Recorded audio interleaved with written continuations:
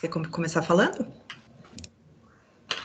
Boa noite. Nós começamos agora um evento organizado pelo Conselho de Arquitetura e Urbanismo de São Paulo. Eu sou o arquiteto Luiz Cortez Ferreira, coordenador da Comissão de Mobilidade Urbana do CAL São Paulo. Eu quero, em nome dos colegas da Comissão de Mobilidade Urbana, agradecer o interesse dos que estão nos assistindo e agradecer especialmente o João Carlos Takeda e a Aide Svab, que serão os apresentadores de hoje. Eu vou passar a palavra à nossa colega, membro da Comissão de Mobilidade Urbana do CAL São Paulo, a arquiteta Bárbara Ramos Coutinho Vicalvi, que vai mediar o encontro. Bárbara, por favor. Boa noite. Então, apresentando novamente, para conversar conosco, convidamos João Carlos Santos Takeda, arquiteto urbanista, graduado em 2001 pela Faculdade de Arquitetura e Urbanismo da Universidade de São Paulo. Iniciou sua carreira profissional no desenvolvimento de projetos residenciais em escritórios privados e depois na administração direta, com a gestão de projetos e contratos de obras de habitação e reurbanização em assentamentos precários em município da região metropolitana de São Paulo. Essa experiência deu oportunidade para o desenvolvimento de dissertação de mestrado acadêmico acerca do tema de habitação de interesse social defendida na FAUSP em 2015. Desde 2012, atua como arquiteto na gerência de projetos de transportes da Companhia do Metropolitano de São Paulo, tendo se tornado coordenador de projetos de concepção de arquitetura a partir de fevereiro de 2020. É também coordenador da ABNT CE 268 SC1, Infraestruturas Inteligentes em Cidades de Comunidades, e membro do Conselho Deliberativo da IAMESP, Associação de Engenheiros e Arquitetos de Metrô. Para conversar conosco, também teremos a Aide Svab, cientista de dados e pesquisadora em mobilidade urbana, cofundadora e cientista de dados da ESC-AR, consultoria em análise de dados, membro do Conselho Deliberativo da IAMESP, Associação dos Engenheiros e Arquitetos de Metrô, e secretária da Subcomissão 1, Infraestruturas da ABNT CE 268, Comissão de Estudos Especiais de Cidades e Comunidades Sustentáveis. Trabalhou no metrô de São Paulo, foi consultora do BID e do Banco Mundial e cofundou os grupos R-Lade São Paulo, Poli, GNU e Poligen. Atualmente, cursa especialização em Ciência de Dados e Big Data na PUC de Minas Gerais e é mestra em Engenharia e Planejamento de Transportes Poli-USP, especialista em Democracia Participativa, Repúblicas e Movimentos Sociais e formada em Engenharia Civil Arquitetura pela USP. Muito obrigada pela participação. Passo a palavra, então, ao João. Perdão, esqueci de falar uma coisa importante. Esse evento está sendo transmitido ao vivo pelo canal do CAL São Paulo no YouTube e terá duração de 1 hora. As perguntas podem ser encaminhadas por e-mail para o endereço eventos@calsp.gov.br. Gente, a Hilda está no rap. Boa noite, pessoal. Começar falando? Agradeço a Bárbara pelas apresentações. Boa noite. Agradeço aí a oportunidade dada pelo CAL. Agradeço o Cortez, a Karen, o André, o pessoal que está aqui presente dando suporte para a gente e que gentilmente, generosamente deu mais um espaço para nós apresentarmos aqui o conteúdo do nosso trabalho que a gente desenvolve, tanto eu como a Aide.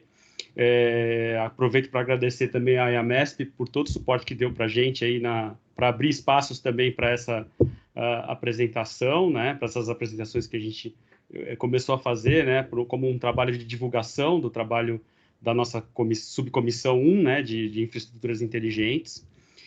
Antes de iniciar a apresentação, a gente preparou uma apresentação que vai rolar na tela aí enquanto a gente explica, né. Nós, na verdade, eu acho que eu sempre faço uma contextualização, sempre que eu vou falar sobre esse tema, porque o termo infraestruturas inteligentes, ele provoca uma série de reações, né? Ele pode provocar.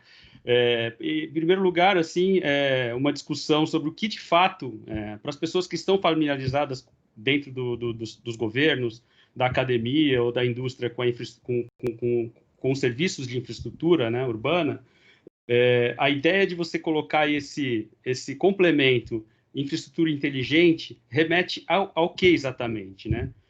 Em que contexto a gente pode entender que uma infraestrutura é inteligente e dependendo do contexto pelo qual você avalia, pelo viés pelo qual você avalia isso pode gerar uma série, inclusive, de controvérsias, né?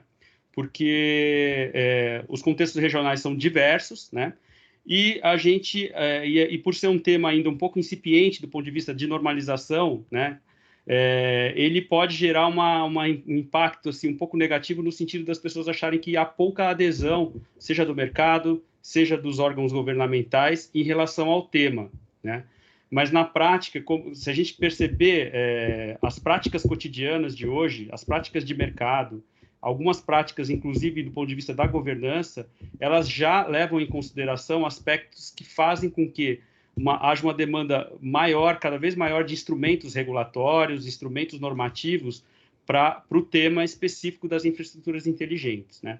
Então, essa apresentação, na verdade, eu não vou dar o spoiler, eu vou responder, a gente vai responder ao longo justamente pelo viés da nossa ação, né, da apresentação da nossa ação, como membros de uma comissão maior, que é uma comissão plenária que fala sobre o desenvolvimento sustentável em cidades e comunidades, o que a gente desenvolve internamente como subcomissão 1, que foca mais nos temas de infraestrutura, no tema. Então, e vocês vão perceber ao longo da apresentação que são práticas que a praxis urbana já está aderida a uma série de questões que vão ser levantadas aqui. O que a gente ainda não tem, até no Brasil, a gente tem isso, maturidades diferentes ao redor do globo, né, do planeta, mas do ponto de vista de normalização, mesmo os países mais avançados ainda estão engatinhando no processo de normalização sobre o que são as infraestruturas inteligentes. Bom, eu vou compartilhar a apresentação, né?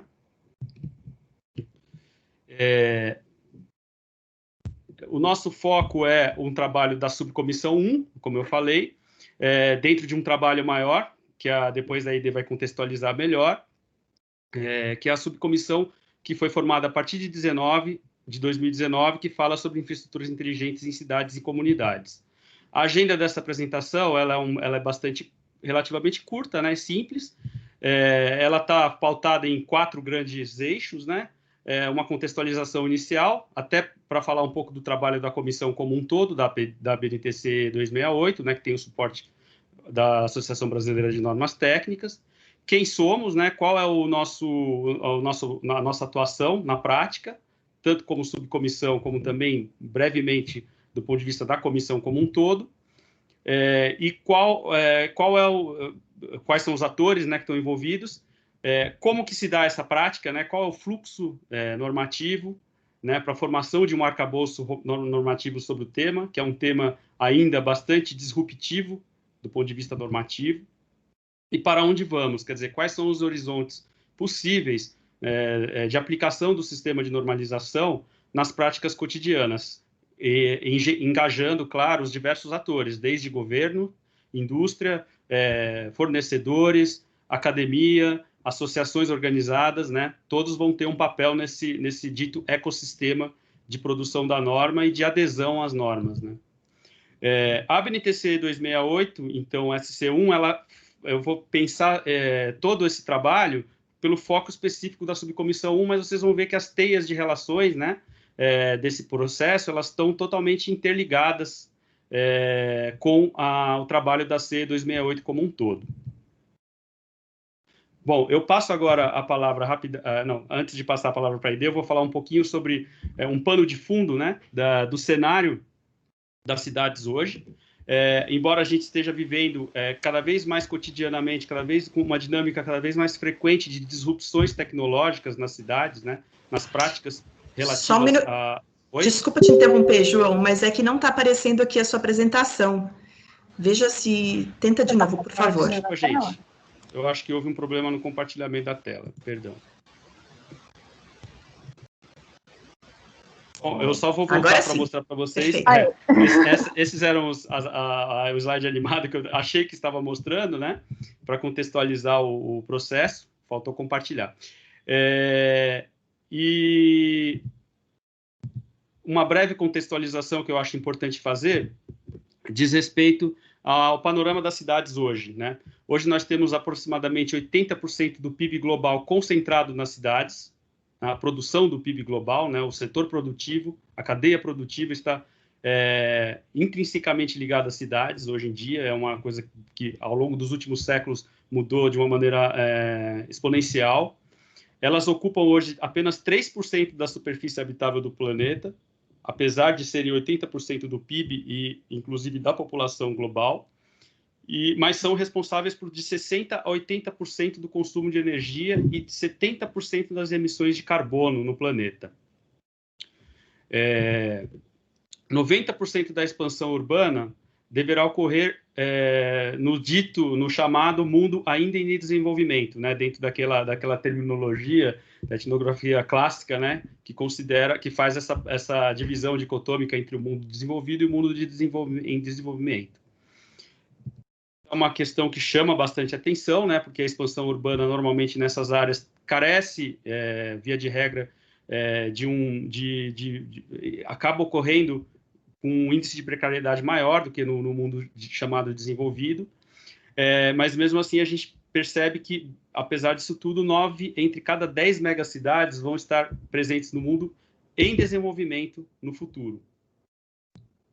Então, ao mesmo tempo que você tem um viés de precariedade, ao mesmo tempo uma concentração grande urbana e cada vez mais acentuada nos países em desenvolvimento. E a população urbana vai atingir 6 bilhões e meio de pessoas em 2050. Essa é uma questão também que, praticamente hoje, a gente tem 6 bilhões de pessoas no mundo, essa população provavelmente vai estar, esse contingente, essa mesma proporção, deve estar concentradas nas cidades em 2050, né? Então, essa é a projeção estimada aí dos estudos atuais. Vou passar a palavra para a Aide, porque ela vai fazer agora uma contextualização mais específica sobre, diante desse panorama, quais são os paradigmas, qual é o novo paradigma do ponto de vista do planejamento urbano, da mobilidade e do planejamento em cidades, sob a ótica do que a gente trabalha em termos de normalização. Oi, gente, boa noite. Então, o trabalho que é CE 268, e aí o João vai falar um pouco mais do desenho organizacional do que seria a CE 268 mais para frente, mas o trabalho que a gente desenvolve é bastante alinhado com o que a gente conhece pelos ODS, os Objetivos do Desenvolvimento Sustentável. E aí, eu acho que cabe, especificamente, o destaque para o ODS 11. Pode ir seguindo, João, a apresentação. O ODS 11 fala especificamente cidades e comunidades sustentáveis e que visa tornar as cidades e assentamentos humanos mais inclusivos, seguros, resilientes e sustentáveis, né?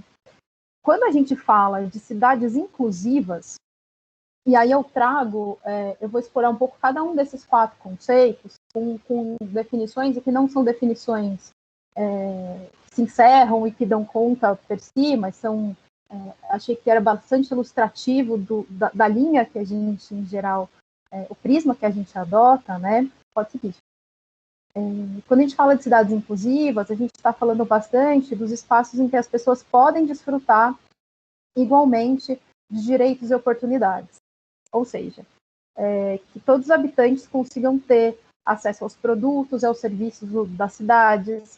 E para isso, tanto a ONU quanto diversos estudos e diversas revisões de literatura, enfim, das mais variadas áreas de conhecimento, apontam que para isso acontecer, para a gente chegar numa cidade que a gente considere minimamente inclusiva, é importante que a gente tenha engajamento da sociedade civil como forma de desenvolvimento, como paradigma de desenvolvimento, e também para a gente conseguir com que a população como um todo desenvolva a sensação de pertinência e afetividade. E aí eu gosto de trazer alguns exemplos, aquela coisa mais cotidiana, né? O que seria essa sensação de pertinência?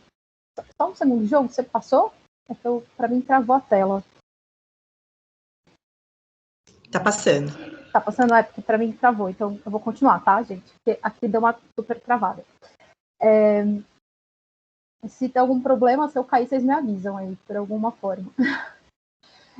E aí eu vou dar um exemplo nessa questão de inclusão, né, que é aquela pessoa, aquele senhorzinho que cuida daquela árvore do canteiro,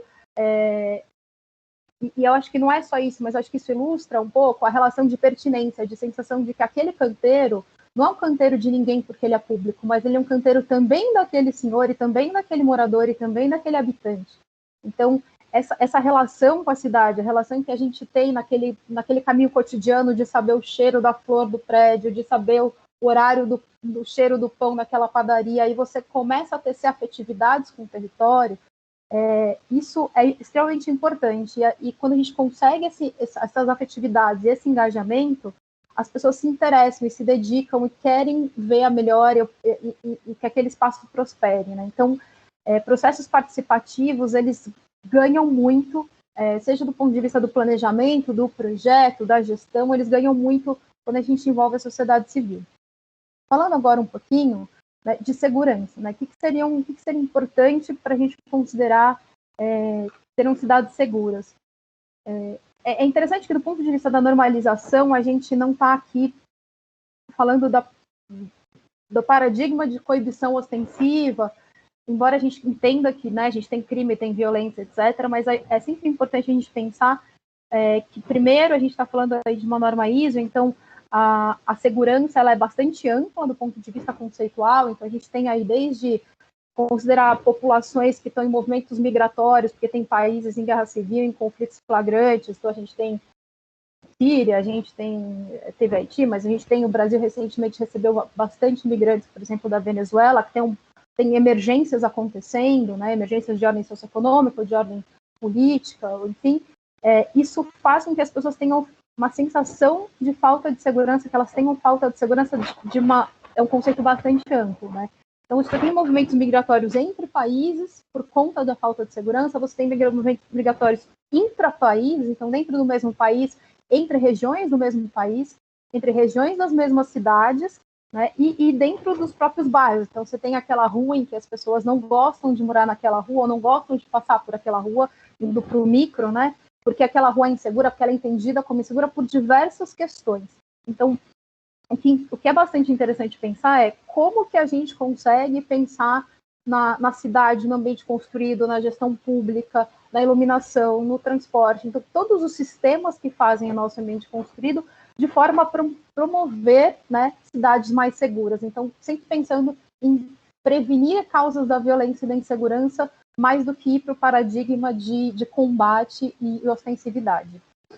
Falando um pouquinho agora de resiliência, eu acho que isso eu já expliquei esse conceito em algumas aulas, algumas vezes, e é sempre um conceito muito difícil de explicar, e eu acho que a pandemia traz para a gente uma sensação muito concreta do que seria resiliência. Então, assim, formalmente falando, trata-se de manter ou rapidamente retornar ou reconstituir as principais funções de uma cidade mediante alguma emergência, mediante algum distúrbio, mediante algum desastre. E agora, nesse momento que a gente está vivendo, é muito claro, né, que a gente percebe que as funções, a gente está vivendo um momento de emergência, a gente percebe que várias funções da cidade estão claramente afetadas e o quanto algumas cidades ou alguns países conseguem mais ou menos rapidamente eles ter uma governança para que tenha uma resposta rápida, para que tenha uma resposta de uma certa forma plástica, flexível, e aí, portanto, uma resposta resiliente das cidades mediante esse contexto, né? Então, tem bastante a ver com a questão de adaptabilidade perante aquilo que não foi previsto, porque quando a gente pensa principalmente em planejamento e gestão, né, você planeja e você faz a gestão, e monitora, indicadores, etc., bastante tendo em vista o que você planejou, e quando acontece alguma coisa que sai, né, que não foi previsto pelo planejamento. Então, resiliência mede um pouco também como a gente consegue, por mais que aconteça alguma coisa bastante imprevista, com aquilo que se conseguiu tecer de sistemas e de governança, quando se consegue responder a essas situações. E aí, falando um pouquinho, né, do quarto conceito, que é da sustentabilidade, acho interessante a gente não esquecer do aspecto ambiental, que é o aspecto que geralmente vem à nossa mente quando a gente fala de sustentabilidade, mas também lembrar que ele não é o único aspecto, né? Então, quando fala de sustentabilidade, as pessoas pensam que sustentabilidade é meio ambiente, é árvore, é floresta e etc. Sim, é árvore, é floresta, é corpo da água, é todo o nosso ecossistema, mas também a sustentabilidade passa pelos vieses socioeconômicos. Então, quando a gente está falando de sustentabilidade, a gente passa por todos, é um tema bastante transversal a todos os conceitos aqui são transversais, mas é que geralmente as pessoas, né, o senso comum nos coloca a sustentabilidade numa caixinha, e não é, né? A gente precisa não esquecer que tem essa questão de vários sistemas terem a sua sustentabilidade, e aí eu acho que o aspecto mais interessante é no tempo. Então, quando a gente está falando de sustentabilidade, então, como financiar, por exemplo, né, como financiar de maneira sustentada no tempo o transporte público, ou como promover de maneira sustentada no tempo os espaços verdes, né, pensando na sua gestão, pensando no seu financiamento, como garantir a participação e a inclusão na gestão urbana ao longo do tempo, não apenas em um processo, mas no planejamento, no projeto, na gestão. Então, como que a gente consegue fazer ciclos sustentados no tempo sobre os vários sistemas? Então, a sustentabilidade, ela também vai um pouco para essas dimensões, né? E aí, falando um pouco aí, tem vários sistemas que devem estar aparecendo, porque para mim a tela ainda congelou. Eu estou acompanhando pela minha aqui. Aí tem vários sistemas quando a gente fala de cidades inteligentes. Então, a gente está falando aí de serviços de gestão de água, de gestão de resíduos, de gestão de estacionamento na cidade. Então, a gente está falando aí da superfície, né, do espaço, de sistemas inteligentes de saúde. E aí, assim, o inteligente, é óbvio, a gente fala de cidades inteligentes, esse inteligente, ele é um termo, está sendo definido, ele é um termo em construção, né? E aí, fica um destaque para o transporte, porque o transporte ele é um meio de acesso a diversos dos sistemas, né? Então, você acessa a saúde por meio do transporte, você acessa a educação por meio do transporte, mas também porque para a gente, que é da subcomissão 1, que é de infraestrutura, é o tema que mais tem sido tocado, que mais tem tomado o nosso tempo, o nosso trabalho, a nossa atenção, como vocês vão perceber até o final da apresentação a partir de agora. E uma coisa que sempre aparece, né? Então, quando a gente vai falar de cidades inteligentes, são aquelas cidades que são integradas, interconectadas, então sempre vem esse aspecto do digital. Então, quando a gente está falando do digital, sempre vem assim, dados, muitos dados para tudo. É sempre bom desmistificar essa questão de que Big Data, que tem data para tudo. A gente, às vezes, tem uma abundância de dados em algum lugar e uma falta de dados para outras questões, mas esse dado, para ele transformar em informação relevante, para ele para a gente ser capaz de coletar os dados que queremos para responder às necessidades que a gente tem, a gente precisa de uma infraestrutura.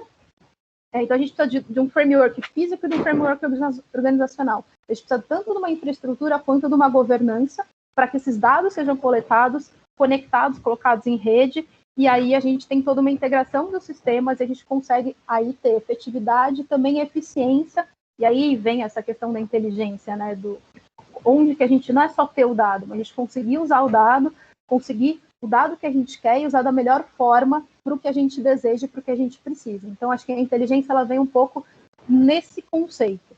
Tá? Pode seguir.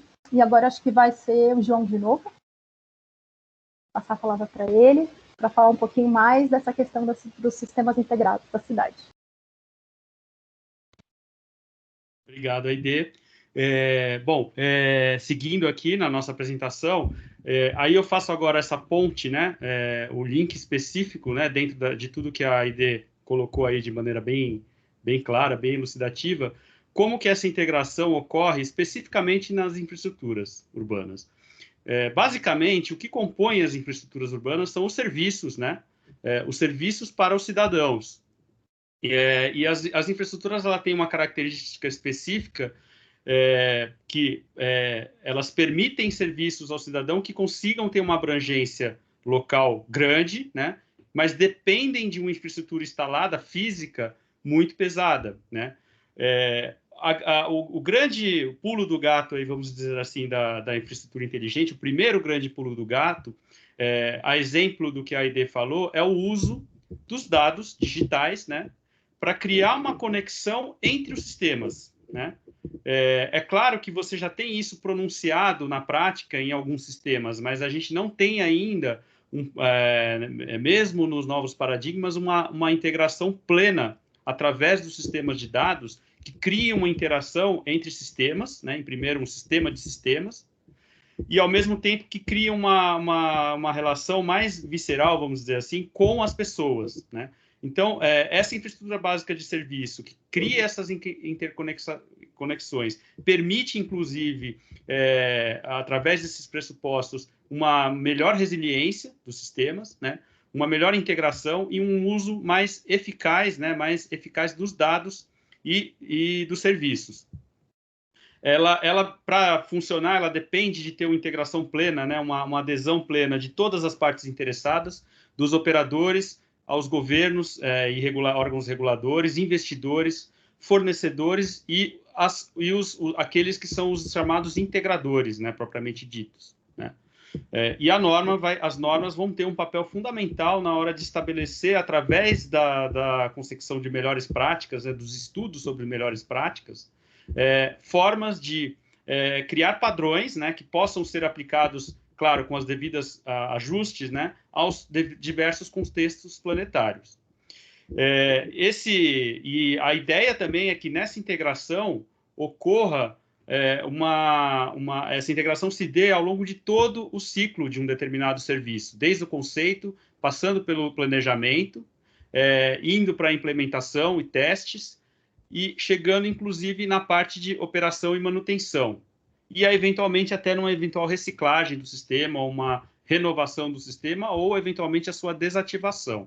Então, é uma integração plena em vários vieses, né, como vocês podem ver. Esse é o grande pressuposto inicial de uma infraestrutura inteligente.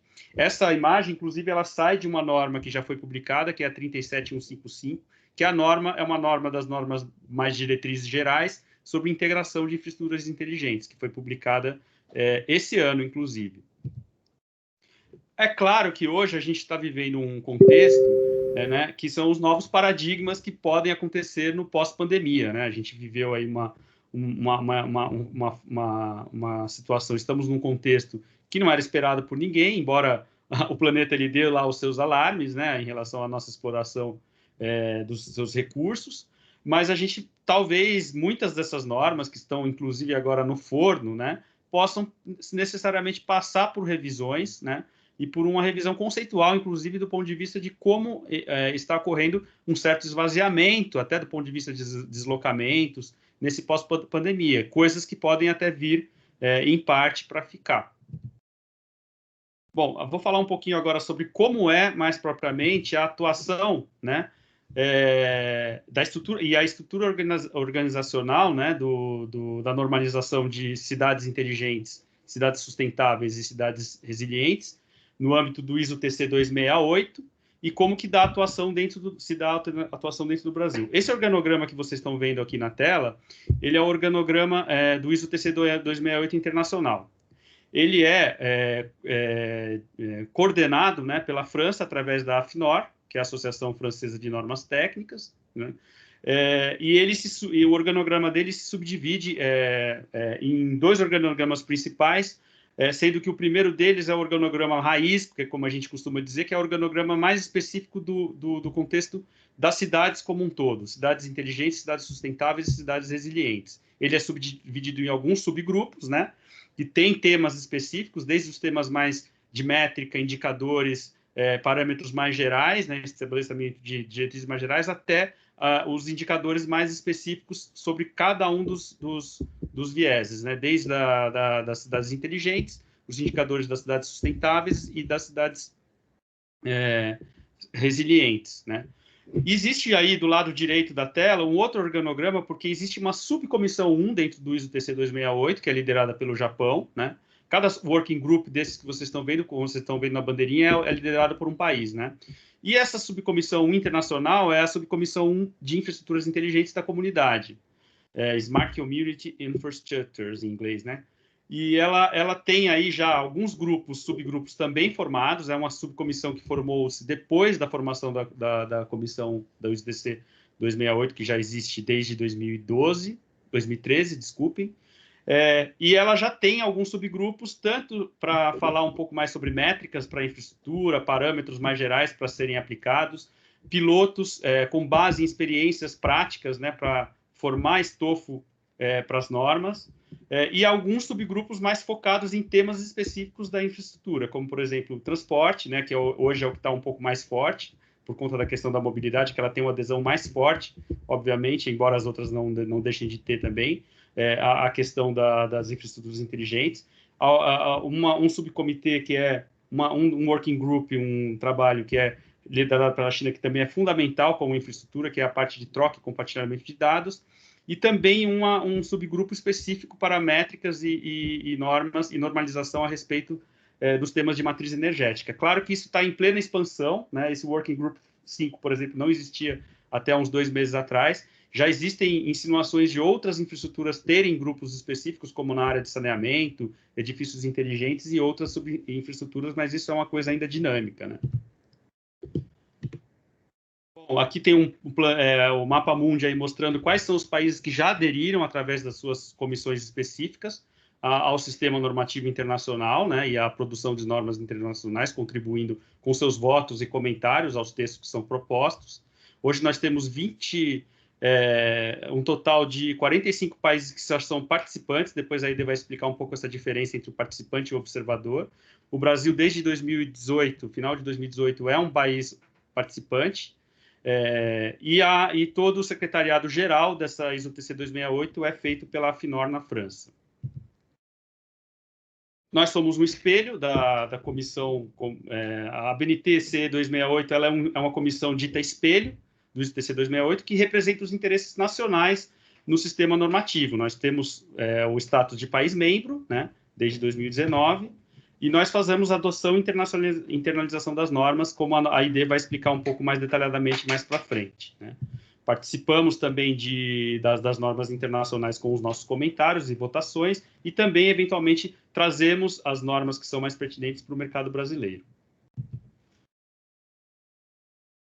Bom, temos aqui, só para passar bem rapidamente, o histórico um pouco uma linha do tempo aqui, que eu vou passar bem brevemente. Desde 2018, aqui é o histórico da subcomissão propriamente dita, embora a comissão CE 268 da ABNT já exista desde 2015, né, trabalhando no tema mais geral das cidades sustentáveis, mas houve cada vez mais também dentro do grupo, como espelho do que acontecia nas comissões internacionais, uma demanda crescente por normas voltadas mais especificamente para a infraestrutura de cidades inteligentes, né, e normas também nacionais nesse tema.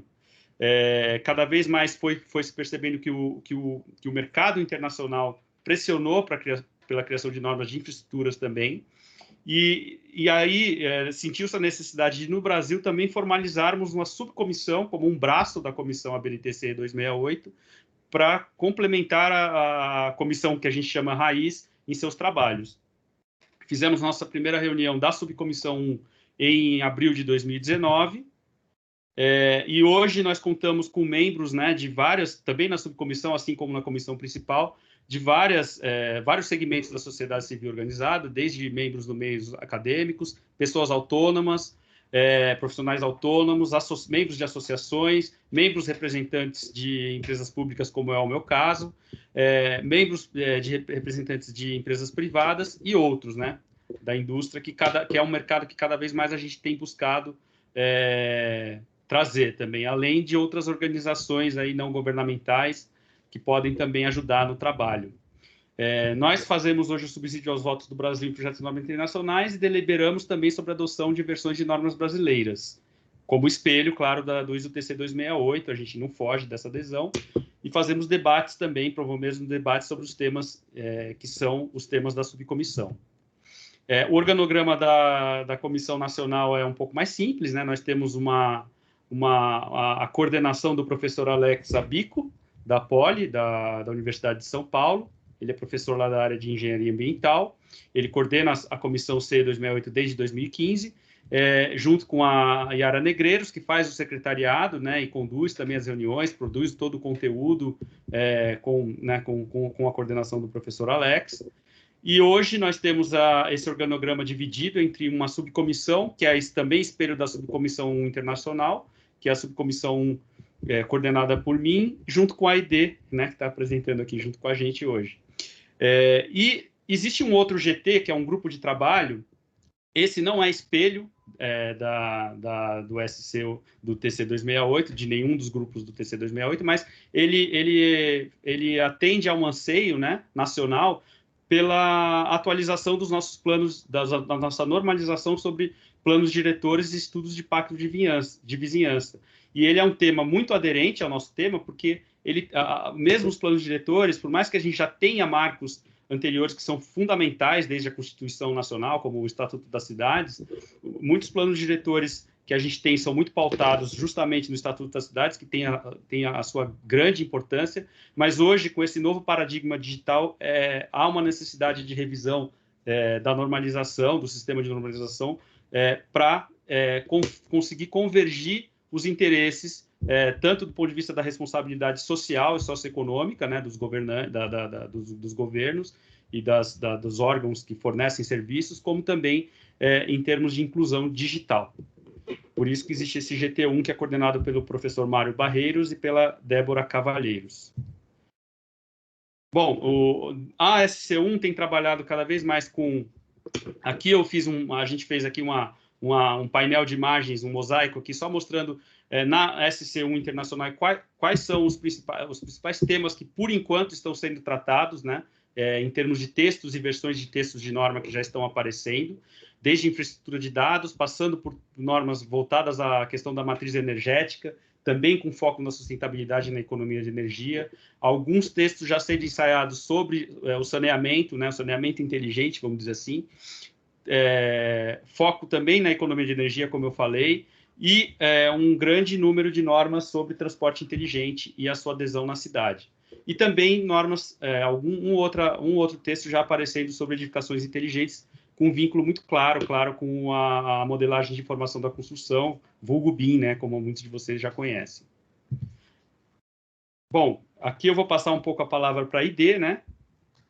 Ela vai seguir agora com o próximo slide, já no tema do o que fazemos e como é o fluxo normativo. Pode falar, ID. Então, acho que alguém vai querer falar antes de eu falar? Bárbara, não? Não, acho que pode seguir a ID. Pode seguir? Tá bom.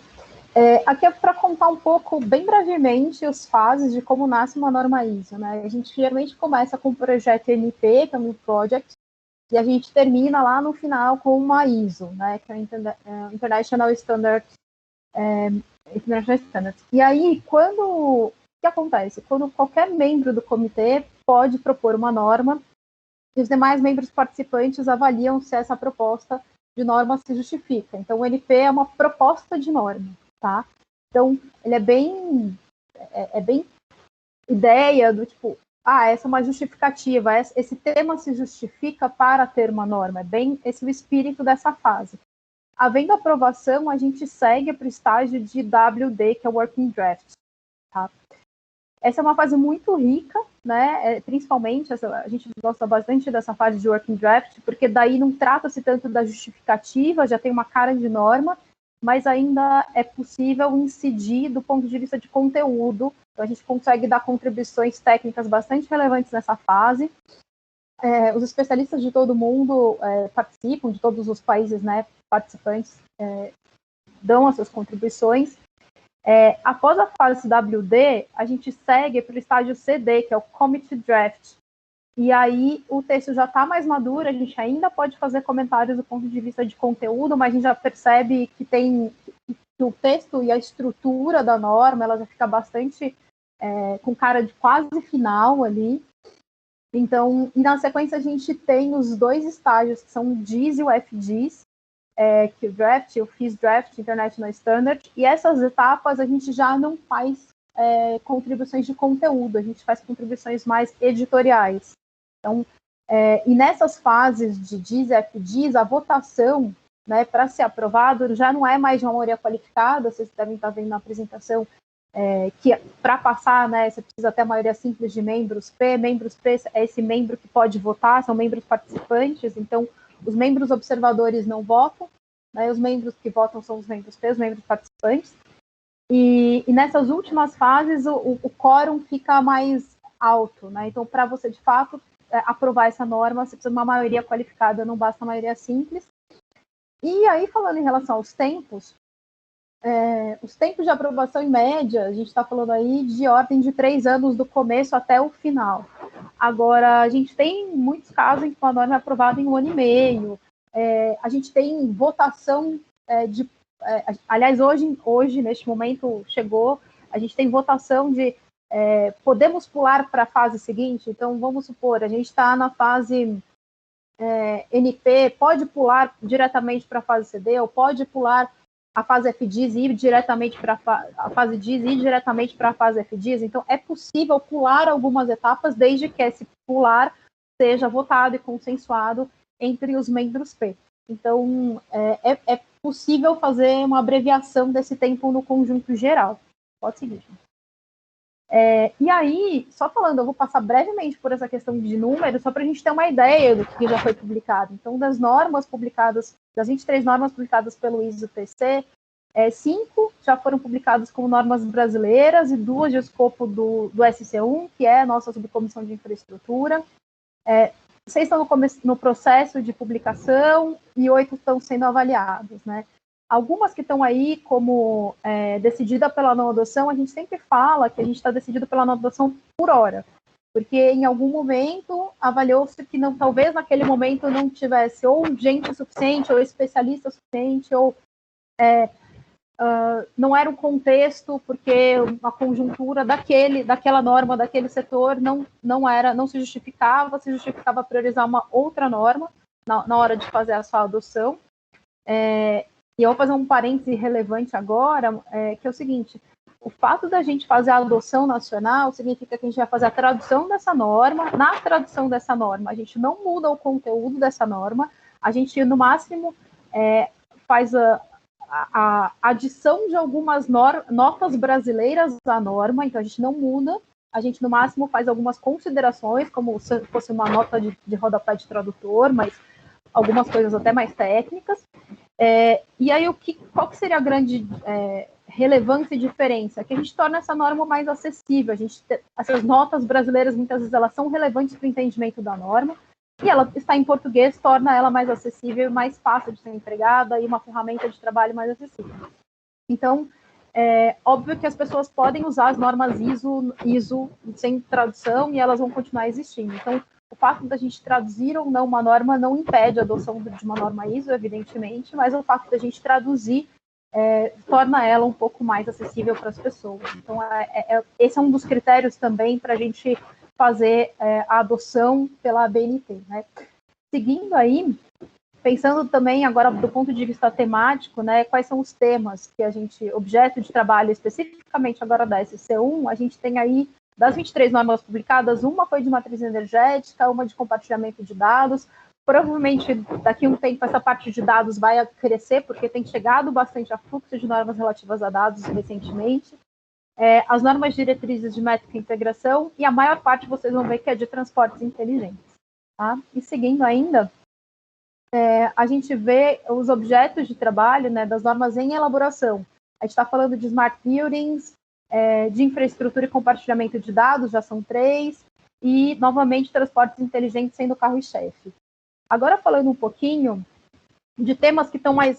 Esse é um slide muito para falar dos últimos temas, dos temas mais frescos, até eu vou falar de um que não está aí, que não deu tempo, que chegou hoje, falando um pouco do que está sendo discutido. Então, a gente está discutindo, por exemplo, pagamento digital, sistemas inteligentes de estacionamento, novas VLT com bateria, célula de hidrogênio. Então, na realidade, mas são vários que estão agora olhando, são várias normas, acho que tem pelo menos umas 3, olhando o transporte do ponto de vista energético, né, de como ter eficiência energética, de novas formas de combustível.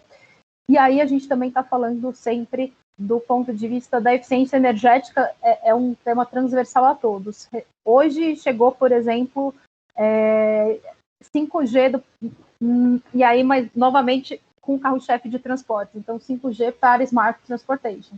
Então a gente percebe alguns temas que vêm, que eles acontecem, reconhecimento facial, pagamento digital, 5G, mas ele vem com um recorte para SC1 bastante específico de transporte. Então, assim, é só por isso que vocês vão sempre ver que o transporte vem sendo um tema muito presente e bastante marcante dentro do trabalho da SC1 como um todo. Agora, dando só uma noção do quanto a linha do tempo, né, a atuação do grupo SC1, a gente tem que o Brasil, em 2015, ele nasce, né, a BNT, essa comissão de estudo especial, como membro observador. Em 2018, o Brasil passa a ser membro P, que é um membro participante com direito a voto, e a SC1, na realidade, ela nasceu no passado, né, em 2019, e aí dá para perceber a quantidade de comentários, né, que vai subindo, e isso provavelmente no tempo vai ser bem maior, porque a quantidade de coisas que vão vindo está sendo cada vez maior. Então, é só para entender um pouco quanto o vetor, né, esse guarda-chuva de infraestruturas tem tido um papel bastante relevante dentro do guarda-chuva ainda maior, que são cidades inteligentes, resilientes e sustentáveis. E agora eu vou passar a bola de volta para o João, para falar um pouquinho para onde vamos. Legal, obrigado, Aide. E vale lembrar que a gente ainda está na metade de 2020, praticamente, né? E justamente a gente ainda já tem exponencialmente esse crescimento, e a gente nem teve tempo de incorporar 2 normas dessa semana, onde a gente já acabou de submeter mais comentários, né? Essa animação faltou esse pedacinho, mas tudo bem, que foi justamente o que a Aide falou, né? Os marcos temporais aqui da nossa adesão. Já chegando quase no final da nossa agenda, eu vou falar um pouquinho sobre qual é o panorama futuro, né, o para onde vamos aí dentro desse sistema normativo.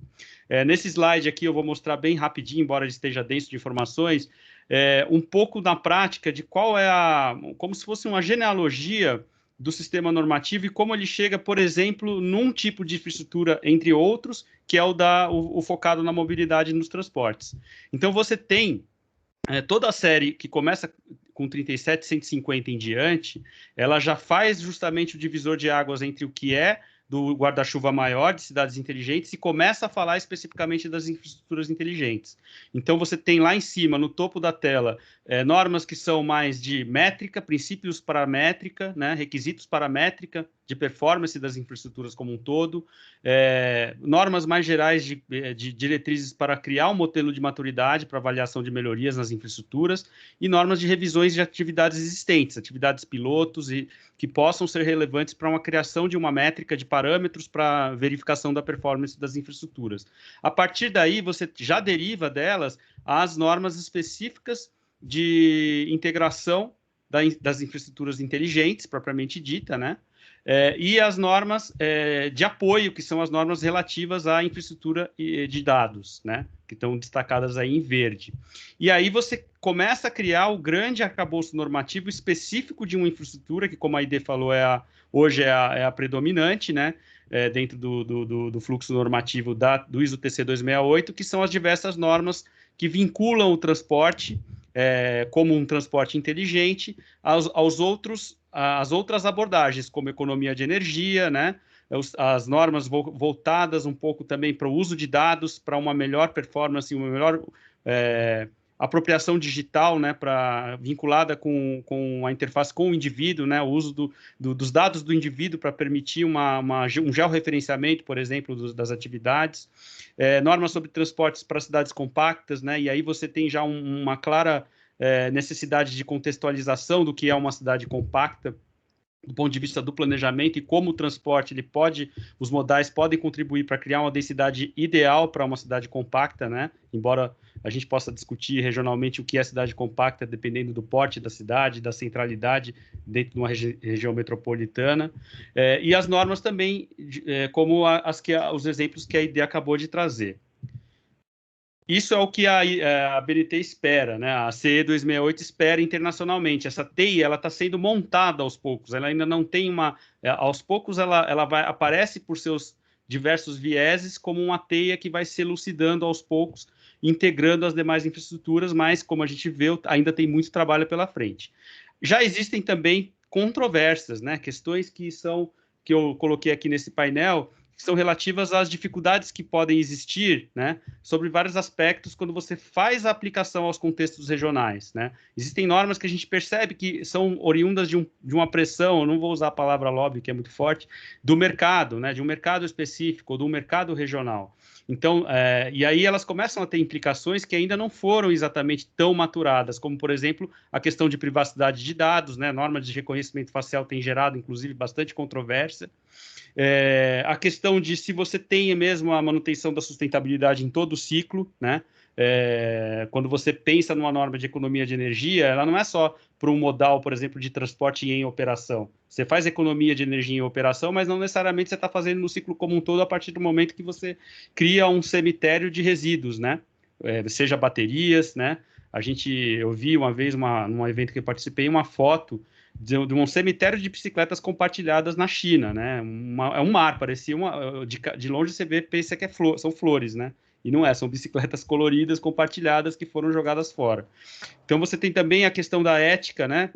Da ética da inteligência artificial, as decisões que, por exemplo, um veículo autônomo tem que tomar na sua interação com os indivíduos, a questão da diversidade das matrizes energéticas, dependendo do contexto, e uma questão que é muito problemática, principalmente do ponto de vista da diferença, né, da situação socioeconômica dos diferentes países, né, no planeta, né, dentro dessa nova organização internacional do trabalho e da economia, que é as desigualdades regionais, né? Como é que a gente está falando em infraestruturas inteligentes, por exemplo, em países que ainda têm altos níveis de segregação socioespacial, né? Que tenha carências diversas na sua própria infraestrutura mínima, básica, né? Como que ela vai alçar voo para um novo paradigma quando a gente, nesses contextos regionais, não vê a aplicabilidade de determinadas normas? Então, é uma questão que aí, por isso que o papel do Brasil, por exemplo, é fundamental, porque a gente não tem um papel simplesmente de espelhamento das normas, mas também um papel de criticar, de trazer essas normas para uma aderência do mercado brasileiro, dos órgãos brasileiros, para eles discutirem as pertinências e, eventualmente, até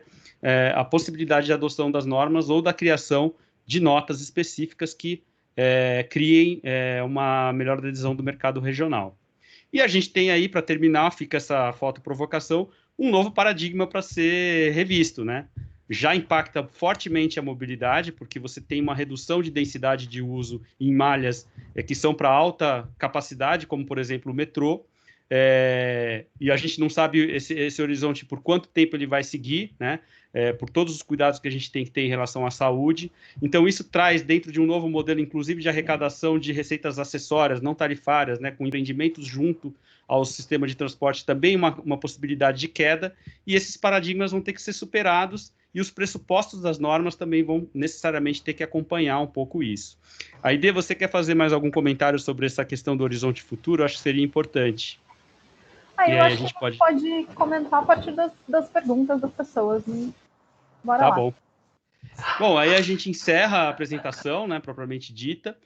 Agradeço aí a Aide, primeiramente, por, de novo, a gente fazer essa dobradinha na apresentação. Deixando os nossos contatos aí, para quem tiver interesse em continuar discutindo o assunto, né, além das perguntas de hoje, que vão aparecer.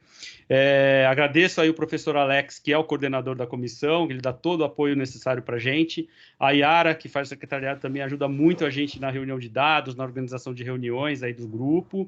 O Felipe Kopsch, que é o engenheiro que ajudou a gente na apresentação, na produção da apresentação, ele também participa da subcomissão 1 representando o metrô, na área de sistemas, né? E o professor Cassiano Augusto, também da PoliUSP, que ajudou a gente bastante na apresentação e também ajuda na comissão. E renovo de novo o agradecimento aí ao CAL pelo espaço dado ao CAL de São Paulo e a vocês que deram esse suporte e a todos que participaram. Obrigado. Nós que agradecemos, João e Aide. Para quem chegou há pouco por aqui, essa conversa sobre normalização sobre infraestruturas inteligentes em cidades e comunidades é uma live organizada pelo CAL São Paulo. Nós recebemos hoje aqui o João Carlos Santos Takeda e a Aide Svab. É assim que fala, Aide? É Svab, seu sobrenome? Certinho. Legal.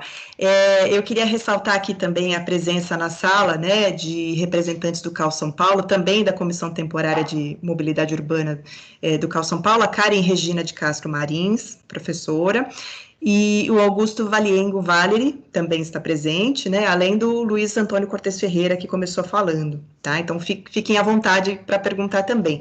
Eu gostaria só de lançar aqui a primeira pergunta para o João e para a Aide. Como vocês enxergam, de maneira geral, a participação na prática dos arquitetos e urbanistas da aplicação dessas normas para cidades inteligentes? Você quer começar, João? Você acho que eu gosto. Oi? Bom, você quer começar? Tudo bem, eu começo. Você também é arquiteta, mas vamos lá. Eu acho que assim, a gente tentou até puxar um pouco mais a apresentação hoje para esse nicho, né? Porque é o fórum que está representado aqui hoje. A gente percebe que é um ambiente totalmente holístico, né? É um ecossistema de interações. E o arquiteto urbanista, principalmente aquele que tem uma função pública mais clara, né, participando, seja na academia, seja num órgão técnico como eu participo, como o Cortez participa, seja na academia como a Karen, a Bárbara também, né, em órgão técnico, seja na indústria, seja com consultoria, como a ID hoje faz, apesar dela também já ter trabalhado no metrô, a gente tem um papel fundamental de perceber qual é a possibilidade, qual é o mercado possível e quais são as linhas de ações possíveis do ponto de vista de governança para que essas normas sejam aplicadas, né? E também um papel crítico, porque assim, de perceber que não são duas realidades paralelas. A gente não está num ambiente dicotômico em que a gente vai ter que escolher hoje se a gente vai ter uma cidade mais inclusiva e mais democrática ou pensar na cidade digital. Porque a gente tem cada vez mais um pouco do senso comum, inclusive do ambiente dos arquitetos urbanistas, muitos com os quais eu, inclusive, convivo ou convivi na academia, que torcem muito o nariz para esse tema, pensando que ele, por definição, ele já é um tema que vai criar uma polaridade, né, em relação à inclusão social. Pode ser que, em determinadas situações, se mal aplicadas, as práticas ruins, elas podem trazer a isso. A questão da privacidade, a questão da pouca abrangência num país como o Brasil, do sistema digital, né, ainda hoje.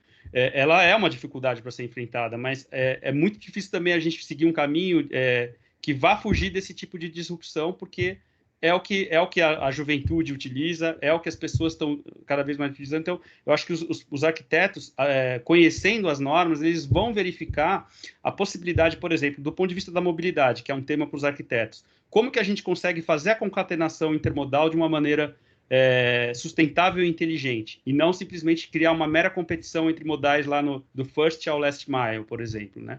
Então, isso é só um dos exemplos do ponto de vista da mobilidade, do planejamento, como pensar o planejamento de uma cidade compacta numa região metropolitana, que tem subcentralidades dentro dela, e não propriamente uma centralidade de uma cidade de médio porte, por exemplo, né? Como a gente vai pensar essa dinâmica da compacidade sob o viés da mobilidade, por exemplo, né? Criando o planejamento de linhas, né? Até fico com vergonha de falar um pouco desse tema na frente do Cortez, que é quem mais entende do assunto aqui no grupo. Mas eu acho que são alguns exemplos, né, que a gente tem claros disso. Aí, você passa a palavra para você. Tem mais se você tiver mais algum complemento. Não queria te interromper, por isso eu falei, só fazer um adendo. É que quando você começou a falar essa questão né, de várias formas das visões também, né? As pessoas acham que a gente está falando de cidades inteligentes, a gente necessariamente está falando de cidades tecnocratas, isso não é uma verdade, não é uma verdade. A gente tem uma visão bastante integradora. E eu acho também, vou aproveitar o gancho para fazer o convite. Primeiro, assim, aproveitar e agradecer de novo, o João já fez o agradecimento ao Cal pelo espaço, e fazer o convite que pessoas mais participem da comissão conosco. Então, assim, não tem apenas a SC1, a SC1 tem bastante trabalho, mas também existe o outro grupo de trabalho, que é de estudo de impacto de vizinhança, que tem uma relevância extrema, é muito relevante, é uma coisa bastante brasileira, né?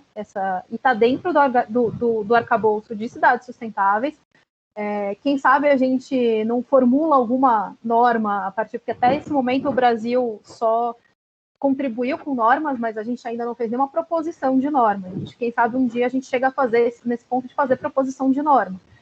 Quem sabe não sair desse grupo, né? Então, acho que ali eu vejo um lugar bastante rico de atuação também, E eu acho que quanto mais os profissionais e quanto maior a diversidade de profissionais que atuar dentro da comissão, mais as normas que a gente vai conseguir no final desse processo vão ser aplicáveis e vão ser e vão respeitar as diversidades de países que vão adotá-las, né? Porque a gente tem desigualdades regionais internas da cidade, mas a gente tem desigualdades entre países. Tem normas que você fala, assim, aqui não é a Noruega, né? O Brasil tem outras realidades, e o Brasil também não é a Índia, enfim, e não é a China. Então você tem várias coisas que as normas precisam dar conta, e quanto mais a gente trouxer profissionais diferentes, e aí eu acho que os arquitetos estão super mais do que convidados a participarem dentro da comissão, acho que tanto mais vai ser fácil e vai ser fluido a utilização dessas normas como prática de trabalho. Legal. Alguém gostaria de fazer alguma pergunta aqui na sala? Eu gostaria de fazer uma pergunta. Boa noite a todos. Aide e João, isso. A gente tem, né, digamos assim, uma certa condição carente, né, de instrumentalizar principalmente documentações de processos públicos visando melhorar a infraestrutura urbana, né, editais, termos de referência, enfim, a elaboração de documentos que incorporem parâmetros, que tragam toda essa inteligência, né, que vocês colocaram. Então, me vem a questão de, nesse processo da ISO e depois no processo da BNT, né, como que ocorre ou como que vocês veem, né, esse processo de aglutinação desse conhecimento, desse instrumental em exigências ou em considerações que devam ser observadas, né, na manutenção, na expansão, em novos sistemas de infraestrutura, claro, com um pouco mais de atenção para de transporte, né, que é o tema aí da subcomissão de vocês e aqui da discussão de hoje. Eu posso começar, e aí acho que claro. O João finaliza, mas a gente, recentemente, a gente publicou na norma brasileira 37122 sobre indicadores, né, de cidades inteligentes. São, acho que, se não me engano, 100 indicadores, 19 temas, e é sempre um desafio, porque o quanto mais você torna muito rico um indicador e os seus subsequentes parâmetros, mais específico ele também é. Então, a norma, ela está ali num lugar de achar um meio termo entre conseguir dar conta de uma certa diversidade de cidades, uma diversidade de realidades, estabelecendo alguns indicadores para que tenha algum tipo de comparabilidade. Mas essa questão de o quanto também vem, né, do poder público, você falou dos processos públicos e das experiências, eu acho que isso é um processo um tanto lento, mas ele vem acontecendo até porque tem muita gente do setor público dentro da comissão. Tem gente da academia e tem gente do setor público, da área de água, da área de energia, da área de transportes.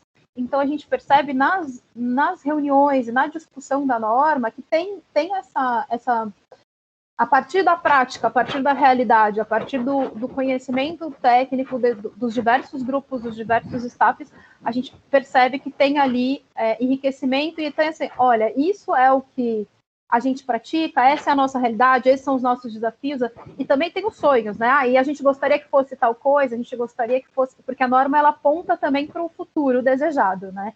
Então, tem isso bastante rico, e eu acho que a questão de a gente desenvolver a norma e a gente tem o desenvolvimento da norma com essa colaboração bastante forte do setor público, depois tem a adoção da norma, e essa norma ela está em eterna revisão, né? Tem norma que a gente já publicou que já está sendo revisada. Então, essa incorporação pelo setor, e quanto, vamos supor que, ou porque algum setor não conseguiu colaborar no momento de fazer a norma, ou porque por uma questão tecnológica, a gente precisa fazer revisão dessa norma, enfim, ela está sempre sendo revisada. Isso é muito bom, porque a gente vai sempre colocando ali um pouco mais de realidade e fazendo esse fluxo para não ficar, para ter aderência. Isso é uma preocupação sempre constante para que tenha aderência, né? Quer complementar, João? Eu acho que eu só colocaria que também a gente tem observa, às vezes, que o fluxo pode ser bidirecional, né? O fluxo para a produção da norma. Muitas vezes, a norma ela consolida práticas do mercado, práticas do dia a dia, né? Que já estão, mesmo num ambiente como esse, que é extremamente disruptivo, práticas que já estão se anunciando e que, se você não deixar... a gente ainda está naquele mundo em que ainda tudo é mato, nesse mundo, né? Nesse mundo específico digital, mas que se você não criar algum tipo de regramento, vai acabar criando uma série de outras implicações, né, e com uma velocidade muito alta, que é a velocidade de comunicação que a gente tem hoje, e que pode gerar grandes problemas, né, como, por exemplo, a questão do uso de dados, do Big Data, né, a inteligência artificial, né, ela vai trazendo a norma a reboque. Em alguns outros casos, a gente vê normas que, na verdade, elas estão insinuando propostas mais gerais, diretrizes mais gerais, para conseguir equilibrar esse ecossistema, né, normativo, mas sem necessariamente já existir uma adesão clara do mercado, né? As normas diretrizes têm mais esse caráter, elas buscam até uma métrica e a criação de parâmetros que possam orientar, inclusive, a legislação também, né? Mas muitas vezes elas são coisas. Mas a gente às vezes vê muitas situações em que é o contrário, né? A gente até às vezes percebe assim um pouco de feeling, né? Que assim tem uma norma que apareceu aqui que por que apareceu agora de repente? Precisava falar um pouco de uma coisa, um guarda-chuva maior e ela apareceu. É óbvio que você tem, por exemplo, na China, um mercado pressionando para isso, né? Então não foge muito dessas possibilidades de ter pressões, né, específicas, de contextos específicos para certas situações. Temos normas sobre veículo autônomo e hoje o Brasil ainda tem outros desafios pela frente, né? Então é só para colocar um pouco essa complementação aí do que a Aide falou. Perfeito, obrigada. Legal. Obrigado pela pergunta, Karin. Alguém quer fazer alguma pergunta? Eu queria. Diga lá, Augusto. É uma pergunta bem simples e rápida, talvez, de responder. Eu queria entender por que na apresentação eu não conhecia essas normas, nem que existia dessa forma, né? Na apresentação deu para sentir que o termo transporte é o que realmente tem uma linha importante, mas por que não o termo mobilidade, principalmente os não motorizados, não entra, né, nessa discussão? Ou entra e eu não consegui concatenar, né, essa ligação aí do transporte e mobilidade urbana como um parâmetro da política nacional de mobilidade urbana, né, por exemplo.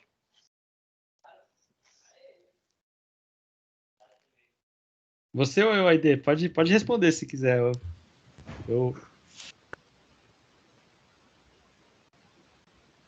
acho que está chegando com delay. Com delay. Você quer responder, Aide? Não, posso começar respondendo. Desculpa. Acho que ficou tudo meio travado. Não, assim, o porquê transporte, acho que para a gente tem sido... A palavra transporte, mobilidade, não tem feito muita diferença no sentido que a gente faz a discussão do ponto de vista integrado com outros sistemas, então seria do ponto de vista da mobilidade como um todo. Agora, a norma, em geral, as normas que chegam, né, e aí, novamente, eu vou colocar que a gente não fez proposições, a gente faz análise das normas que chegam nesse momento, ainda.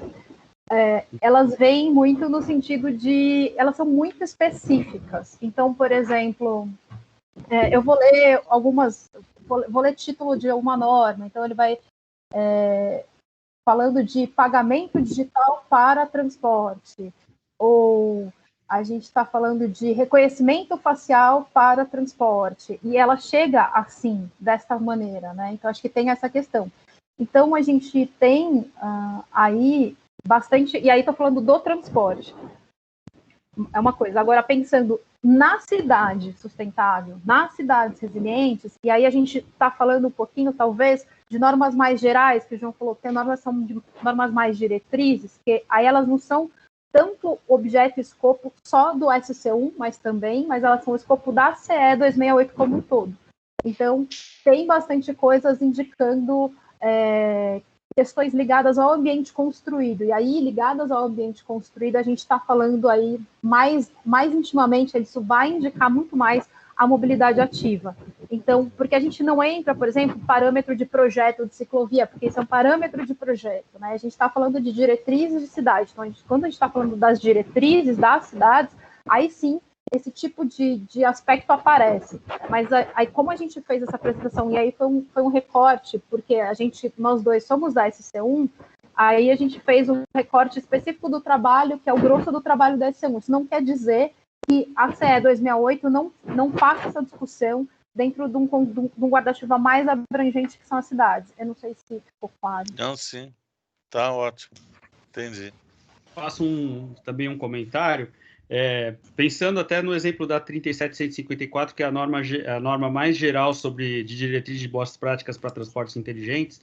Ela tem como pressuposto, é claro que ela é focada em serviços, né? Então, os serviços eles vão acabar vão pressupor a existência de infraestruturas específicas para os serviços, né? Então, a mobilidade ativa, nesse caso, ela, do ponto de vista normativo, ela fica um pouco mais subjacente, vamos dizer assim, ela fica insinuada nisso, né? Então, por exemplo, os pressupostos das 37154, né? As boas práticas, elas têm que criar atratividade, sustentabilidade, conforto, resiliência, né, dos sistemas, coesão social, acessibilidade tanto financeira como física e qualidade no serviço. De alguma maneira, isso vai trazer como sintoma, se as boas práticas são postas do ponto de vista da integração dos sistemas, efeitos na mobilidade como um todo, de alguma maneira, né? Seja no transporte a pé, na integração da pessoa que chega a pé a uma estação, seja em outros aspectos em operação também. Ótimo, obrigado. Eu posso fazer só um último adendo? Eu estava aqui, quando você estava falando, o João falando, eu abri aqui a 37122, e aí, por exemplo, entre os indicadores de transporte, a gente tem número de bicicletas disponíveis por meio de serviços municipais de compartilhamento a cada 100 mil habitantes. Então, isso aparece, né? Aparece essa questão da mobilidade ativa nesse indicador. Aí, por exemplo, porcentagem de veículos registrados na cidade que são de baixa emissão. Então, a gente está aparecendo aí a questão, né, da sustentabilidade, do ponto de vista do meio ambiente no transporte. Então, a gente tem isso embedado, né? A gente tem isso transversal. É que a gente não tem uma norma especificamente sobre isso, mas isso aparece costurado ao longo das normas. Assim como, por exemplo, a questão da eficiência energética. Acabei de dar um exemplo da eficiência energética no transporte, mas esse tipo de coisa ele permeia, sim, tá? Legal. Gente, por conta do horário, eu acho que a gente vai ter que encerrar, a gente teria algumas outras perguntas aqui, tá? Queria agradecer muito por a Aide e João Carlos, vocês terem aceitado o nosso convite, tá? Fazer uma apresentação tão rica, né? Explicando um pouco desse mundo do nascimento das normas, né? E dividindo aí informações tão importantes para a mobilidade, né? Quero agradecer também a participação de todos no evento, tá? Em especial aos que estão acompanhando a gente pelo YouTube, tá? E falar também que a gravação da live estará em breve, tá? Disponível no YouTube do Cal São Paulo. Cortez, você quer falar? Quero agradecer. Estão me ouvindo? Quero agradecer a todos, a Karen Marins, a Bárbara Vicalve, Augusto Valeri, que são membros da Comissão de Mobilidade Urbana, estão aqui presentes. Citar também o professor Fábio Musetti, da PUC Campinas, e a professora Denise Antonucci, do Mackenzie, que são membros da Comissão de Mobilidade Urbana, não puderam estar presentes conosco hoje, mas mandaram um abraço aí aos palestrantes. Agradecer ao João Carlos Takeda.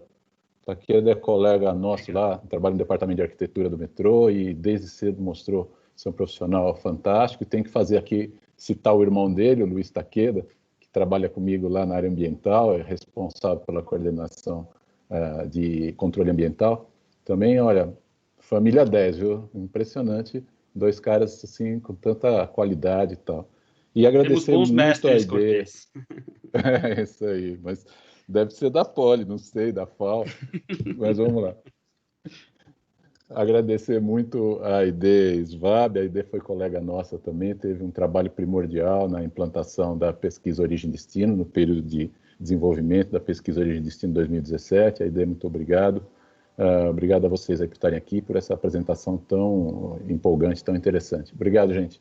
Boa noite, muito obrigado a todos. Até a próxima, boa noite. Tchau, Obrigado, gente. pessoal. Boa noite, Obrigada. obrigada. Obrigada.